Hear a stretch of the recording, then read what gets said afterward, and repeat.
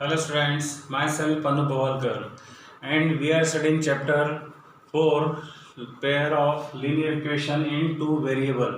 यहाँ पर हम दो चीजें देख रहे हैं, एक तो लीनियर इक्वेशन और वेरिएबल। सबसे पहले हम वेरिएबल को थोड़ा सा डिस्क्राइब कर लेते हैं। वेरिएबल क्या होता है? वेरिएबल होता है अननोन क्वांटिटीज। कौन सी क्वांटिटीज?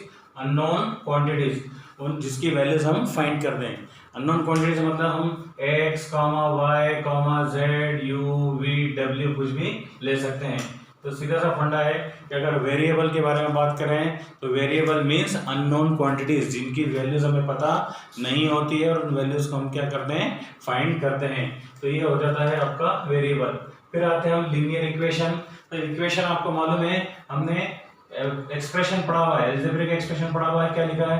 x + 2 या 2x - 3 या 4x - 5। ये सब क्या है? हमारे अलजेब्रिक एक्सप्रेशन। पर इसके साथ में अगर मैं इक्वेशन लगाकर मैंने क्या करा, कोई पॉइंट लिख दिया है, तो ये क्या हो जाएगा आपका इक्वेशन। इक्वलिटी साइन जहां पर आ जाएगी अलजेब्रिक एक्सप्रेशन के साथ में, हम उसको क्या बोलते हैं? इक्वेशन। इक्वेशन आप अच्छी तरीके से पढ़ चुके हैं, मैंने केवल जस्ट डिस्क्राइब किया है कि इक्वेशन हम किसको बोल रहे हैं। Algebraic expression. अलजेब्रिक एक्सप्रेशन में बता दूं कि वेरिएबल कांस्टेंट को हम मैथमेटिकल ऑपरेशन के साथ में अटैच करते हैं। किसको हम अटैच कर रहे हैं? वेरिएबल को, कांस्टेंट टर्म को मैथमेटिकल ऑपरेशन। अब मैं वर्ड यूज कर रहा हूं मैथमेटिकल ऑपरेशन। तो मैथमेटिकल ऑपरेशन सबको मालूम है क्या होते हैं? प्लस, माइनस, मल्टीप्लाई या डिवाइड। ये सब क्या है? आपके मैथमेटिकल ऑपरेशन। तो मैंने यहाँ पर क्या लिखा है? प्लस, यहाँ लिखा है माइनस, यहाँ पे इंटू का सिंबल है। इसका मतलब क्या हो गया? हमने प्लस, माइनस या मल्टीप्लाई या डिवाइड किसी भी मैथमेटिकल ऑपरेशन के साथ में वेरिएबल और कांस्टेंट को क्या करा? इकट्ठा किया। तो वो क्या बन जाएगा? आपका अलजेब्रिक एक्सप्रेशन। और उसके साथ में अगर मैं क्या लगा देता हूँ, इक्वल का सिंबल लगा देता हूँ, तो वो मुझे क्या मिल जाती है? इक्वेशन मिल जाती है। अब हम पर्टिकुलर बात करेंगे लीनियर इक्वेशन की। हम बात कर रहे हैं किसकी? Linear equation. Linear means what? Linear किसको बोलते हैं हम? जिसमें वेरिएबल की मैक्सिमम पावर कितनी होती है? वेरिएबल की मैक्सिमम पावर। मैक्सिमम पावर को हमने पॉलिनोमियल में, आपको याद हो तो क्या बोलता है? डिग्री। सीधी सी बात है, डिग्री बोलते हैं। और जिसमें वेरिएबल की मैक्सिमम पावर मतलब डिग्री कितनी हो? 1 हो, हम उसको क्या बोलते हैं? लीनियर इक्वेशन बोलते हैं। जैसे मैंने लिखा 2x + 5 = 6। तो ये क्या हो गया आपका? अलजेब्रिक इक्वेशन के साथ में इक्विवेलेंट का सिंबल लगा तो इक्वेशन बन गई। और इक्वेशन के साथ में हम देख रहे हैं कि वेरिएबल की पावर यहाँ पर कितनी है? 1 है। मतलब ये क्या हो गया? लीनियर इक्वेशन हो गया। पर यहाँ पर वेरिएबल कितना है? 1। अभी तक हम 8th क्लास में क्या पढ़ते हैं? 1 वेरिएबल के साथ में ही पढ़ते आए हैं। पर हम इस साल से हमको किसके बारे में पढ़ना है?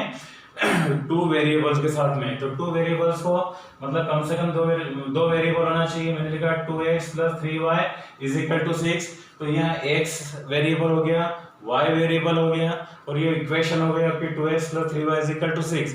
यहाँ पर हम देख रहे हैं वेरिएबल x की वैल्यू की पावर कितनी है? 1 और y की भी पावर कितनी है? 1। मतलब दोनों वेरिएबल्स की पावर कितनी है? 1। तो हम इसको क्या बोल सकते हैं? Linear equation. उस टाइप से भी लिखा जा सकता है 2x - 3y = 6 या 4x - 5y = 8, 7x - 8y = 9। ये सब किसके एग्जाम्पल है? आपके लीनियर इक्वेशन इन 2 वेरिएबल के एग्जाम्पल हैं। अब हम लीनियर इक्वेशन इन 2 वेरिएबल के स्टैंडर्ड फॉर्म के बारे में समझते हैं। इसके पहले जब हमने 1 वेरिएबल का पढ़ा था 8 में, तो हमारा स्टैंडर्ड फॉर्म क्या होता था? ax + b = c। x + b = c में a जो है वो x का कोफिशिएंट होता है और b और c क्या होती थी? कांस्टेंट टर्म है। जब हम लीनियर इक्वेशन इन 2 वेरिएबल्स की बात करेंगे तो हमारा स्टैंडर्ड फॉर्म होता है ax + by + c = 0। बार बार आपको बात ध्यान रखना है इस चीज को कि लीनियर इक्वेशन इन 2 वेरिएबल्स का जो स्टैंडर्ड फॉर्म है वो होता है ax + by + c = 0। यहाँ पर जो a है वो क्या है? कोएफिशिएंट है। किसका कोएफिशिएंट है? ये कोएफिशिएंट है किसका? x का। और b जो है वो कोएफिशिएंट है किसका? y का। और c को हम क्या बोलते हैं? कांस्टेंट टर्म, क्या बोलते हैं हम, कांस्टेंट टर्म। स्टैंडर्ड फॉर्म फिर से देख रहे हैं हम, ax plus B Y plus C is equal to 0। यहाँ पर a जो है वो कोफिशिएंट है किसका, x का, b is the coefficient of y and c is constant term. यहाँ पर एक कंडीशन और ध्यान रखनी है, a is not equal to 0 and b should not be equal to 0। a और b दोनों ही 0 नहीं होना चाहिए। अगर कांस्टेंट टर्म 0 होगी इसका मतलब क्या होगा, 0 इंटू एक्स 0 इंटू एक्स, मतलब दोनों वेरिएबल क्या हो जाएंगे, 0 हो जाएंगे, तो केवल कांस्टेंट टर्म बचेगी, मतलब लीनियर इक्वेशन इन टू वेरिएबल का जो एग्जिस्टेंस है वो खत्म हो जाएगा। इसलिए हमको ध्यान रखना है कि a और b 0 नहीं होना चाहिए। अगर हम सोचे कि a को हमने 0 कर दिया और b को 0 नहीं किया, जब हम a को 0 करेंगे तो मेरे पास में क्या बचेगा, बी वाई प्लस सी, और बी वाई प्लस सी मतलब क्या हो गया, 1 वेरिएबल बचेगा। अगर मैंने क्या करा, a को 0 नहीं किया और किसको 0 कर लिया, b को 0 करा, तो क्या हो जाएगा, ax plus C is equal to 0। इसका मतलब वापस एक लीनियर इक्वेशन इन 1 वेरिएबल हो जाएगा। तो हम हमेशा ध्यान रखेंगे कि a is not equal to 0 and b is not equal to 0, ये कंडीशंस आपको ध्यान रखनी है। स्टैंडर्ड फॉर्म फिर से बता रहा हूं मैं, ax plus B Y plus C is equal to 0, ये हमारा लीनियर इक्वेशन इन 2 वेरिएबल का स्टैंडर्ड फॉर्म होता है। अब हम एक्सरसाइज 3.1 के कुछ क्वेश्चन सॉल्व करना पड़ेंगे चाहेंगे। मेरा क्वेश्चन है 2x plus 3y is equal to 9.35 बार। इसको मुझे स्टैंडर्ड फॉर्म में लिखना है लीनियर इक्वेशन इन 2 वेरिएबल के, और मुझे a और b और c की वैल्यू पता नहीं है।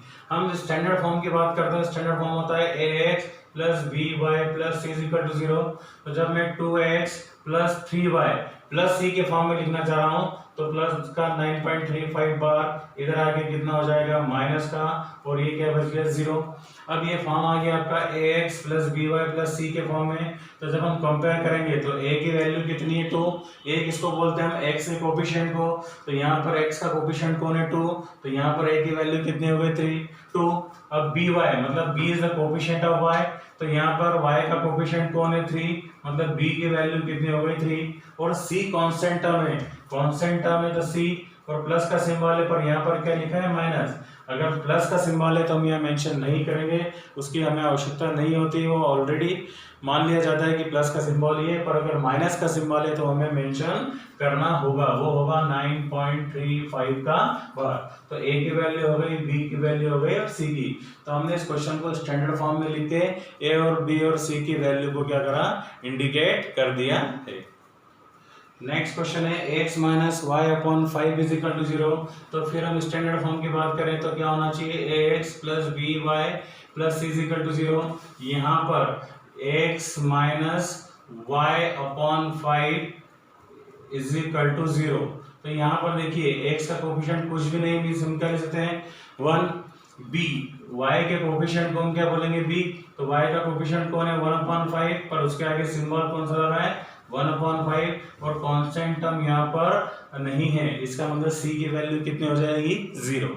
अब मैं सेकंड नेक्स्ट क्वेश्चन पे आ रहा हूँ, तो x is equal to 3y है, तो प्लस का 3y जब इधर आएगा तो माइनस का हो जाएगा, इक्वेशन हो जाएगी x minus 3y is equal to 0। फिर स्टैंडर्ड फॉर्म की बात करेंगे तो ax plus B Y plus C is equal to 0। तो यहाँ पर a की वैल्यू कितनी 1, b की वैल्यू कितनी -3, और c वहां पर फिर से कांस्टेंट टर्म नहीं है, मतलब c की वैल्यू कितनी हो जाएगी 0। अब मेरे पास कौन है 2x माइनस का 5y, इधर आकर क्या हो जाएगा 5y। तो यहाँ पर फिर हम ax plus B Y plus C is equal to 0 से कंपेयर करें तो x का कोफिशिएंट कौन है 2, मतलब a की वैल्यू कितनी हो गई 2, y का कोफिशिएंट 5 है तो b की वैल्यू कितनी हो जाएगी 5। अगेन यहाँ पर कांस्टेंट टर्म नहीं है, मतलब ये क्या हो जाएगा c इज इक्वल टू 0। अब नेक्स्ट मेरा क्वेश्चन है 3x plus 2 is equal to 0। तो मुझे किस फॉर्म में लिखना है, ax plus B Y plus C is equal to 0 के फॉर्म में लिखना है। पर यहाँ हम देख रहे हैं कि y का कोफिशिएंट कुछ भी नहीं है, कुछ भी नहीं मतलब 0। तो मैं जब भी इसको लिखने की कोशिश करूंगा तो ये हो जाएगा 3x plus 0 into Y plus 2 is equal to 0। हमने इसको स्टैंडर्ड फॉर्म में कन्वर्ट कर दिया है, ax plus B Y plus C is equal to 0।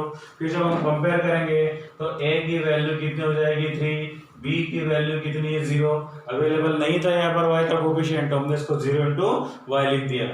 और c की वैल्यू यहाँ पर कितनी हो जाएगी 2। तो यहाँ पर हम देख रहे हैं स्टैंडर्ड फॉर्म में, और स्टैंडर्ड फॉर्म के बाद हम कोएफिशिएंट को मेंशन कर रहे हैं। और कुछ क्वेश्चन हम देखते हैं। अब हमारा नेक्स्ट क्वेश्चन है y minus 2 is equal to 0। फिर मुझे ax plus B Y plus C is equal to 0 के फॉर्म में लिखना है। तो मैं इसे कैसा लिखूंगा, 0x plus Y minus 2 is equal to 0। जब कंपेयर करेंगे तो a की वैल्यू कितनी हो गई 0, b की वैल्यू कितनी हो गई 1 और c की वैल्यू कितनी हो जाएगी -2। y का कोएफिशिएंट कुछ भी नहीं, मतलब b की वैल्यू कितनी हो गई 1। अब यहाँ पर हम लिख रहे हैं ax प्लस का 5 बजाय आगे क्या हो जाएगा माइनस का 5। और जब मुझे ax plus B Y plus C is equal to 0 के फॉर्म में लिखना है, तो हम यहाँ देख रहे हैं फिर मेरे पास में y नहीं है, तो हम क्या करेंगे, कंपेयर करने पे a की वैल्यू मुझे कितनी मिल गई 1, y का कोएफिशिएंट कुछ भी नहीं है, मतलब b की वैल्यू क्या हो गई 0 और c की वैल्यू कितनी हो गई -5। अब हम देख रहे हैं y इज इक्वल टू 2, तो y इज इक्वल टू 2 को मैं 0 into X plus Y is equal to 2 लिख सकता हूँ। मतलब a यहाँ पर कितना हो गया 0, b कितना हो गया 1 और c हो जाएगा आपका -2 is equal to 0। Next 2x is equal to 5, तो हम इसको लिख सकते हैं 2x plus 0 into Y minus 5 is equal to 0।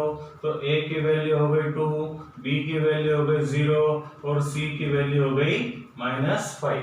तो हमारी पहली एक्सरसाइज में हमको क्या करना है, केवल x plus B Y plus C के फॉर्म में लिखना है और उसके में a और b और c की वैल्यू को कंपेयर करना है। Thank you very much.